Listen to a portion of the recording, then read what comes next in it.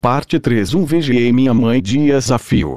Se o telefone tocava e ela corria para atender com prontidão excessiva e a voz, a princípio alta, logo se tornava um cochicho, eu suspeitava de que o interlocutor fosse Mariano.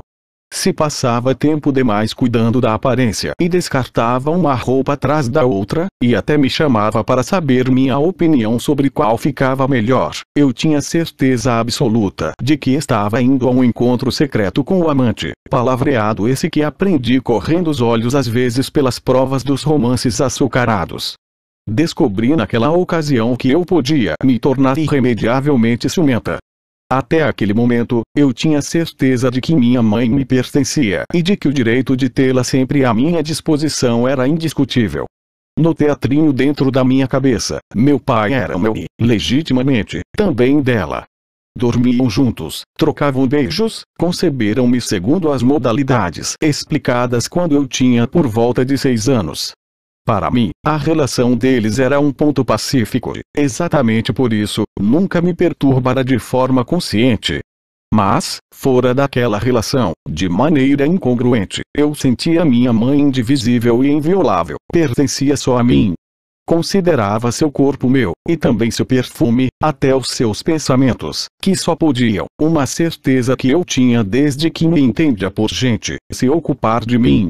Porém, de repente, tornara-se plausível, e aqui eu utilizava outra vez fórmulas aprendidas nos longos romances em que ela trabalhava, que minha mãe se entregasse a outro homem fora das convenções familiares, às escondidas.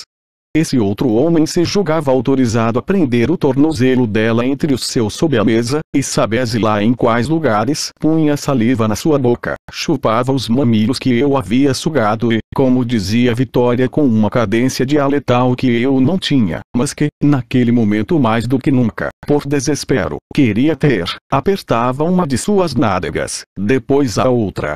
Quando voltava esbaforida, atormentada pelos mil afazeres do trabalho e da casa, eu via seus olhos cheios de luz, sentia sob suas roupas os sinais das mãos de Mariano, percebia por toda parte nela, que não fumava, o cheiro de cigarro dos dedos dele, amarelos de nicotina. O simples fato de tocá-la logo começou a me enojar, e, no entanto, eu não suportava o fato de ter perdido o prazer de me sentar sobre seus joelhos, de brincar com os lobos das suas orelhas para incomodá-la e ouvi-la dizer: "Pare, você está deixando minhas orelhas vermelhas", e de rir com ela. Por que ela está fazendo isso? Eu me atormentava. Eu não via sequer um bom motivo que justificasse sua traição e, por isso, procurava entender o que fazer para levá-la de volta antes daquele contato sob a mesa de jantar e reavê-la da maneira como ela era na época em que eu nem percebia quanto a amava e me parecia óbvio que ela estava ali para mim, pronta para atender minhas necessidades, e que estaria ali para sempre. 2. Naquela fase, evitei telefonar para a Vitória, vê-la. Eu me justificava pensando: assim é mais fácil dizer a Ângela Ida que ela está ocupada e não tem tempo nem para se encontrar comigo. Mas o motivo era outro. Eu sentia vontade de chorar o tempo todo e já sabia que só ao lado da minha tia poderia fazê-lo em plena liberdade, gritando, soluçando. Ah, sim, eu queria um momento de desabafo, nenhuma palavra, nenhuma confidência, só uma expulsão da dor.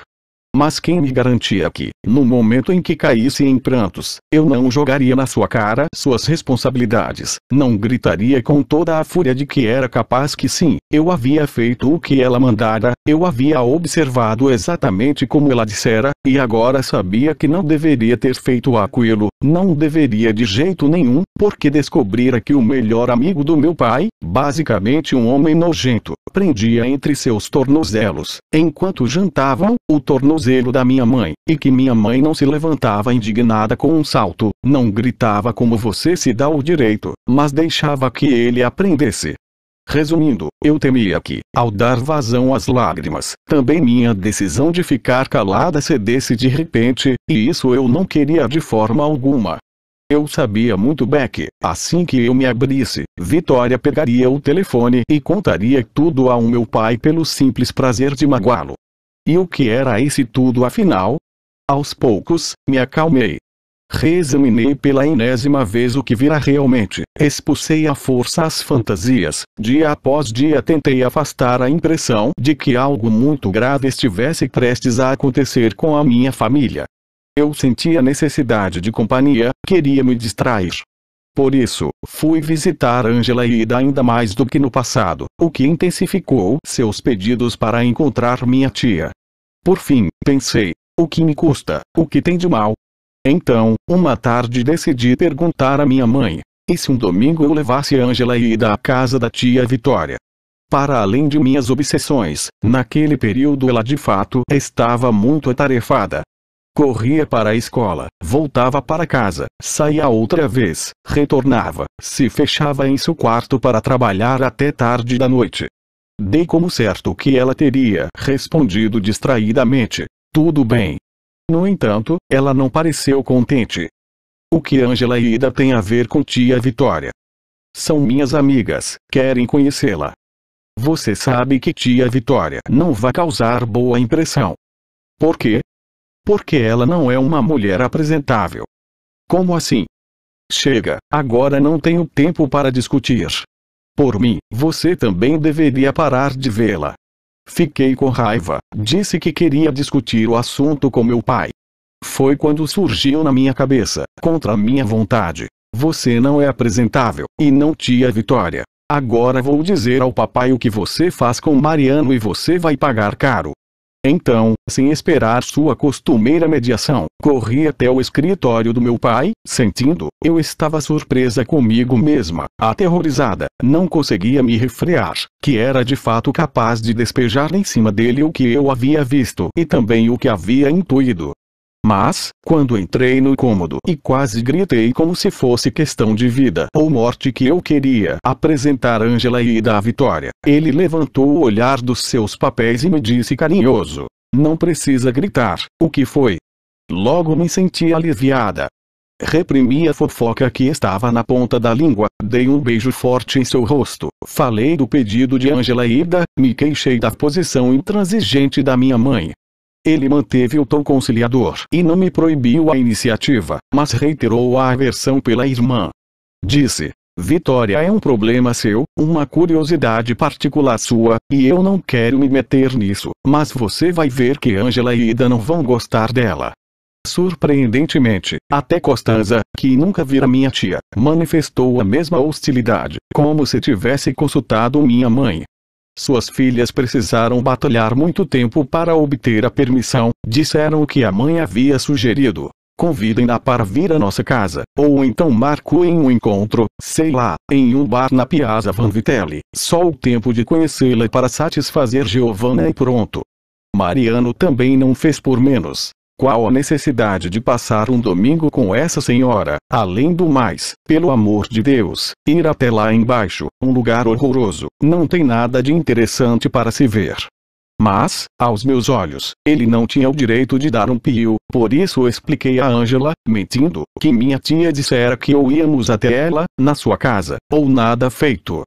Por fim, Costanza e Mariano capitularam, mas organizaram minuciosamente, junto com meus pais, os deslocamentos. Vitória passaria para me pegar às 9h30. Depois iríamos juntas, às 10 horas, pegar Angela e Ida. Enfim, na volta, minhas amigas seriam deixadas em casa às 2 horas, e eu, às 2h30. Àquela altura, telefonei para a Vitória, e fiz isso, devo dizer, com ansiedade, pois até aquele momento eu nem sequer a consultara.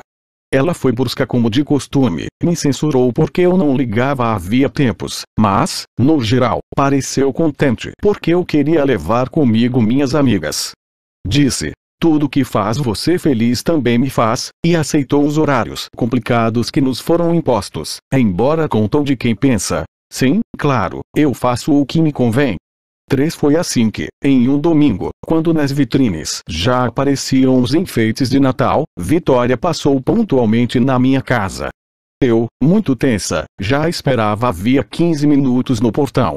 Pareceu-me alegre, desceu com o Fiat 500 em alta velocidade até Via Cimarosa, cantarolando e me mandando cantar também.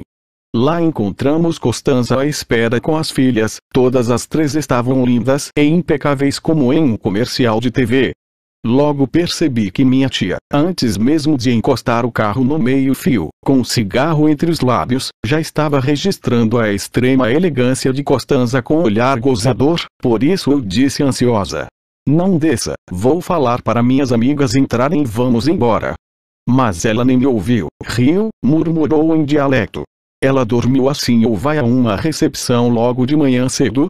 Então saiu do carro, cumprimentou Costanza com cordialidade tão exagerada que ficou evidente que era falsa. Tentei saltar também, mas a porta estava com defeito. Enquanto eu lutava para abri-la, observei com grande agitação Costanza sorrir gentilmente com Ângela de um lado e Ida do outro, ao passo que Vitória dizia algo cortando o ar com gestos amplos. Torci para que não estivesse recorrendo a palavrões e, enquanto isso, consegui abrir a porta. Saltei correndo em tempo de ouvir que minha tia, meio em italiano, meio em dialeto, estava elogiando minhas amigas. Lindas, lindas, lindas. Como a mãe. Obrigada, disse Costanza. E esses brincos? Começou a elogiar os brincos de Costanza, tocou-os com a ponta dos dedos, depois passou para o colar, o vestido, tocou tudo por poucos segundos, como se estivesse diante de um manequim adornado. Temi, a certa altura, que fosse levantar a barra do vestido para examinar melhor a meia calça, para olhar a calcinha, sem dúvida teria sido capaz. Todavia, sossegou de repente, como se um laço invisível tivesse apertado sua garganta para mostrar que devia ser mais composta, e se deteve com expressão seríssima na pulseira que Costanza usava, uma pulseira que eu conhecia bem, da qual a mãe de Ângela e Ida gostava muito, de ouro branco, com uma flor com pétalas de brilhante rubis, literalmente esplêndida. Minha mãe também a invejava. Que linda, disse Vitória segurando a mão de Costanza e tocando levemente a joia com a ponta dos dedos de uma maneira que me pareceu sinceramente admirada. Sim, eu também gosto. É muito apegada a ela. Tem valor afetivo, eu a tenho há muitos anos. Então tome cuidado, porque é tão bonita que um ladrão pode passar e roubar, disse Vitória em dialeto. Depois soltou sua mão como se os elogios tivessem sido substituídos repentinamente por uma sensação de repulsa, virou-se outra vez para Ângela e Ida. Disse com falsidade que elas eram muito mais preciosas do que todas as pulseiras do mundo e nos fez entrar no carro enquanto Costanza aconselhava: meninas, comportem-se, não me deixem preocupada, espero vocês aqui às 2 horas. E eu, já que minha tia não respondia, aliás, havia se sentado atrás do volante sem se despedir e com uma das suas expressões mais ressentidas, gritava da janela com falsa alegria: sim, Costanza, às 2 horas, não se preocupe. 4 partimos e Vitória, com sua direção de sempre, inexperiente e, todavia, destemida, nos levou pela perimetral e depois desceu até o Pascone. Não foi gentil com as minhas amigas, durante o percurso censurou-as várias vezes porque falavam alto demais. Eu também gritava, o motor fazia uma barulheira e era natural levantar a voz, mas Vitória ficou irritada só com elas.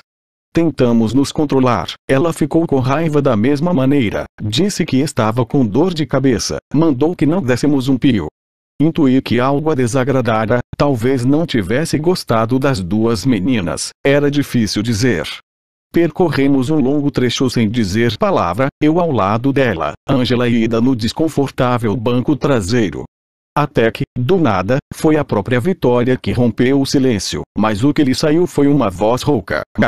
Perguntou às minhas amigas. Vocês também não são batizadas? Não, disse Ida prontamente.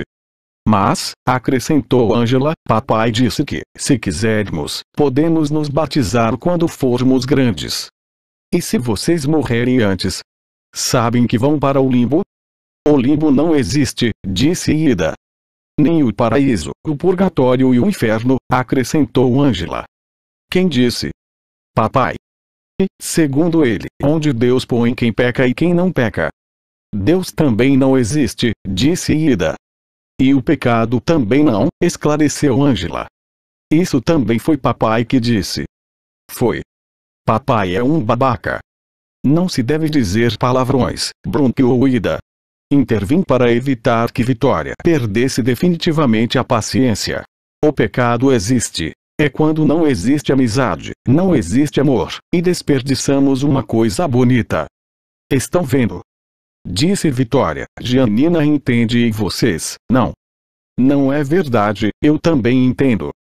Ida se irritou. O pecado é uma amargura. Nós dizemos que pecado quando uma coisa de que gostamos cai no chão e se quebra. Esperou ser elogiada, mas o elogio não se materializou. Minha tia disse apenas, uma amargura, não é? E achei que ela estava sendo injusta em se comportar daquela maneira com a minha amiga. Ela era mais nova, mas muito esperta, devorava livros importantes. Eu havia gostado da observação. Por isso, repeti uma ou duas vezes que pecado. Queria que Vitória ouvisse bem, que pecado, que pecado. Enquanto isso, fui ficando mais angustiada, mas sem um motivo preciso. Talvez eu tenha pensado em como tudo se tornara frágil, já antes daquela frase horrível do meu pai sobre meu rosto, quando fiquei menstruada, quando meu peito cresceu, quem sabe? O que fazer? Eu dera importância demais às palavras que me feriram, peso demais àquela tia, voltar a ser pequena, 6, 7, talvez 8 anos, ou menor ainda, e apagar os episódios que me levaram aos tornozelos de Mariano e de minha mãe, a estar ali fechada naquele automóvel em péssimas condições, sempre com risco de bater em outros carros, de sair da estrada, tanto que, dali a alguns minutos, eu talvez pudesse estar morta, ou gravemente ferida, sem um braço, uma perna ou cega pelo resto da existência. Aonde estamos indo? Perguntei, e sabia que era uma infração. No passado só me arriscaram uma vez a fazer uma pergunta daquele tipo e Vitória havia retrucado a gastada. Eu é que sei. Contudo, naquela ocasião, pareceu responder de bom grado. Não olhou para mim, olhou para Ângela e Ida no retrovisor e disse: a igreja. Não conhecemos nenhuma oração, avisei. Muito mal, precisam aprender, são coisas úteis. Mas, por enquanto, não sabemos. Agora não importa. Agora não vamos rezar, vamos à feirinha da paróquia. Se vocês não sabem rezar, certamente sabem ajudar a vender. Sim, exclamou Ida, contente, eu levo jeito. Fiquei aliviada. Foi você que organizou? Perguntei a Vitória. Toda a paróquia, mas, sobretudo, meus filhos. Pela primeira vez na minha presença, definiu como seus os 3 filhos de Margarita e o fez com orgulho. Corrado também? Perguntei. Corrado é um merda, mas faz o que eu mando, senão quebro suas pernas. E Tonino? Tonino é um bom rapaz. Ângela não conseguiu se conter e soltou um gritinho de entusiasmo.